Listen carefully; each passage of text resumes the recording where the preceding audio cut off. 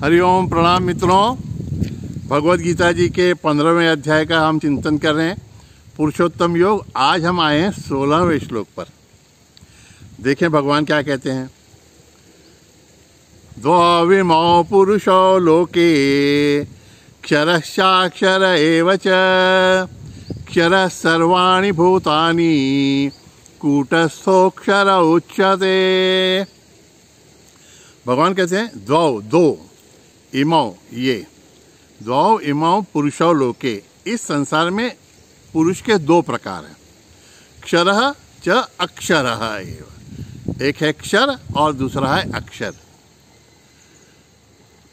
क्षरः सर्वाणि भूतानि, सभी प्राणी और उनके शरीर क्षर हैं।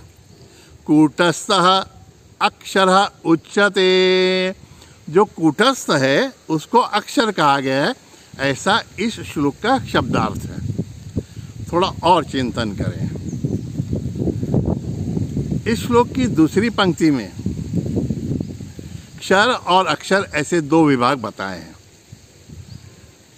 तो जो परिवर्तनशील है वह विनाशी है। तो हमारे दृष्टि से विचार करें तो हमारा शरीर, हमारा मन और हमारी बुद्धि ये हर क्षण बदल रहे हैं। बचपन से देखें तो अभी के शरीर में बहुत अंतर आ गया है, कई वर्षों के अंतर्गत। मन की भावनाओं में तो क्षण क्षण में बदल होता रहता है, बुद्धि के विचार भी बदलते रहते हैं। तो हमारी दृष्टि से विचार करें तो यह हमारा शरीर, मन, बुद्धि ये क्षर हैं। सभी प्राणियों के, सभी जीवों के शरीर, मन, बुद्धि क्षर पुरुष कहलाते हैं। भगवान कहते हैं कूटस्थः अक्षरः उच्यते। कूटस्थः, कूट का अर्थ है निहारी, जिसे इंग्लिश में कहते हैं एनविल, मराठी में कहते हैं आयरन। तो लोहार जब काम करते हैं या सुनार काम करते हैं ना, तो उनका अधिष्ठान रहता है एक बड़ा, जिस पर वो ऑब्जेक्ट को रखते हैं और फिर आकार देने के लिए उसे पीटते हैं। तो जो वस्तु ऊपर रखी जाती है, सोना हो या लोहा हो, तो उसका आकार बदलते जाता है, लेकिन वो जो निहारी है, कूट है, वो नहीं बदलता। तो सभी बदलने वाली प्रक्रियाओं के पीछे कोई अधिष्ठान ऐसा होना चाहिए कि जो परिवर्तनशील नहीं है, और सभी परिवर्तनों का अनुभव लेने के लिए कोई तो अपरिवर्तनशील तत्व होना ही चाहिए, जिसके कारण बदलावों को नोटिस किया जा सकता है। तो हमारे शरीर, मन, बुद्धि में जो बदलाव आ रहे हैं, परिवर्तन हो रहे हैं, उनको देखने वाला हमारे अंदर जो तत्व है, जिसे जीवात्मा कहा गया है, वह कूटस्थ है, क्योंकि वह इस शरीर में रहते हुए भी बदलता नहीं है। इसीलिए इन सभी बदलावों को वो देख पाता है, उनका निरीक्षण कर पाता है।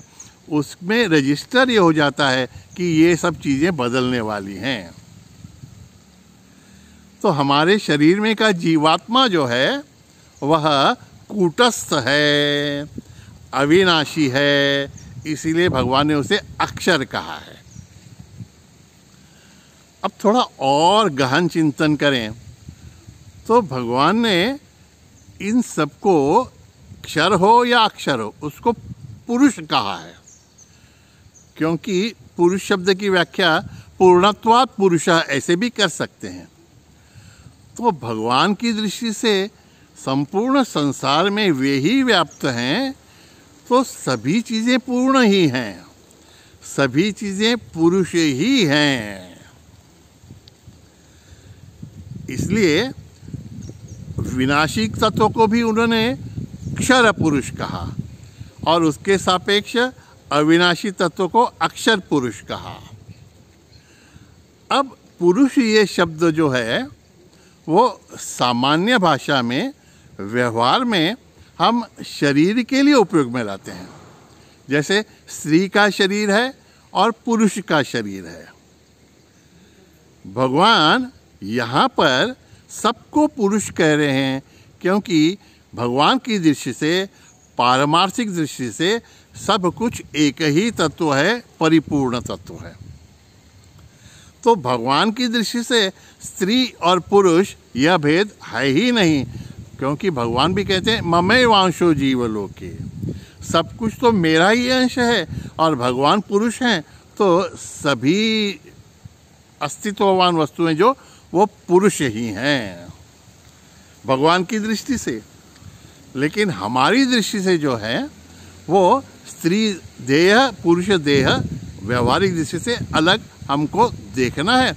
लेकिन पारमार्थिक दृष्टि से इन दोनों में विद्यमान जो चैतन्य है वही एकमेव पुरुष है और वही क्षर अक्षर रूप में व्यवहार करता है, ये हमको समझना है। तो यथार्थतः या परमार्थतः कहा जाए तो स्त्री तो कुछ कोई है ही नहीं, हम सब पुरुष ही पुरुष हैं। क्योंकि हमको उस सत्य तक पहुंचना है कि हम तो देह हैं ही नहीं, हम इस देह में रहने वाले चैतन्य हैं मित्रों। अगर हम चैतन्य हैं, हम देह नहीं हैं, तो फिर स्त्री और पुरुष का भेद यह पारमार्थिक दृष्टि से हो ही नहीं सकता।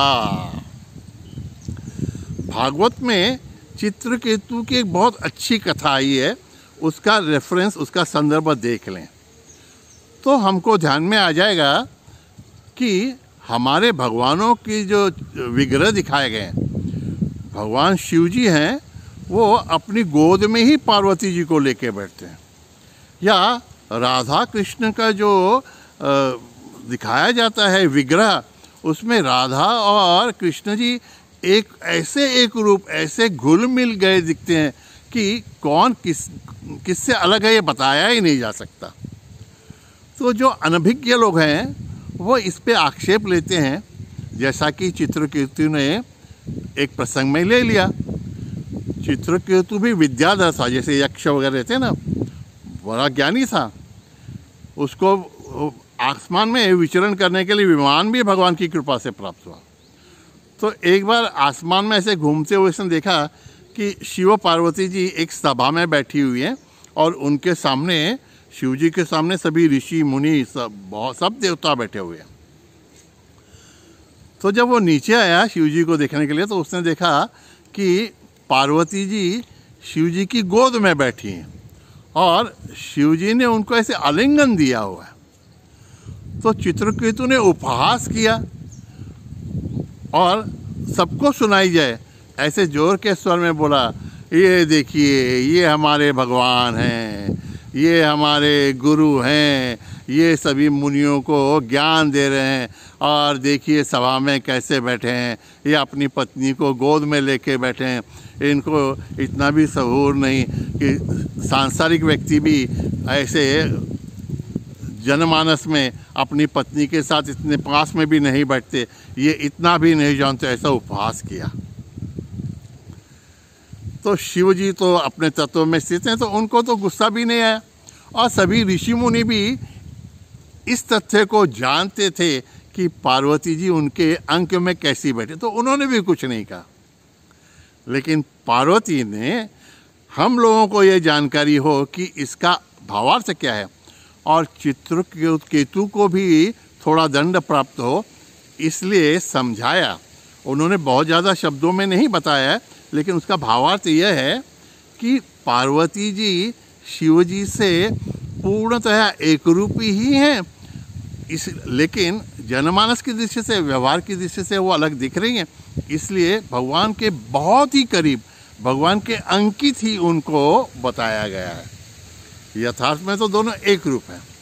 अरे चंद्रमा से चांदनी कभी अलग होती है क्या? सूर्य की किरणें सूर्य से अलग हो ही नहीं सकती। मिठास शक्कर से अलग नहीं हो सकती, उनको तो अलग दिखाया ही नहीं जा सकता। लेकिन कार्य के रूप में हमको समझाने के लिए। प्रकृति भगवान से अलग है, शक्ति भगवान से अलग है, ऐसा दिखाया जाता है, दृष्टांत दिया जाता है, दर्शाया जाता है। लेकिन उन दोनों में किसी भी प्रकार का भेद हमको नहीं करना है, दोनों एक रूप ही हैं, यह हमको जानना है। इसीलिए पार्वती ने उनसे कहा कि जब सभी भगवानों ने कभी शिव जी को नहीं कहा, ये ऋषि मुनि जो बैठे हैं, भगवानों में सभी देवताओं ने कभी इसका उल्लेख नहीं किया, ये ऋषि मुनि जब बैठे हैं ये भी जानते हैं तथ्य क्या है। जब इन्होंने कोई बात नहीं की तो तुमने ऐसा धाड़स, ऐसा साहस कैसे कर लिया? तो तुम इस तत्व को जानो, और ये नहीं जान रहे हो, इनमें अभेद्य स्त्री और पुरुष का शरीर जो बाहर दिख रहा है, इसमें तत्वतः एकत्व जो है, अद्वैत जो है, वो तुम नहीं जान पाए।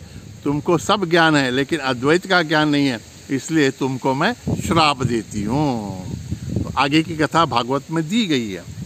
अब हमको जानना है कि स्त्री और पुरुष का भेद यह व्यवहारतः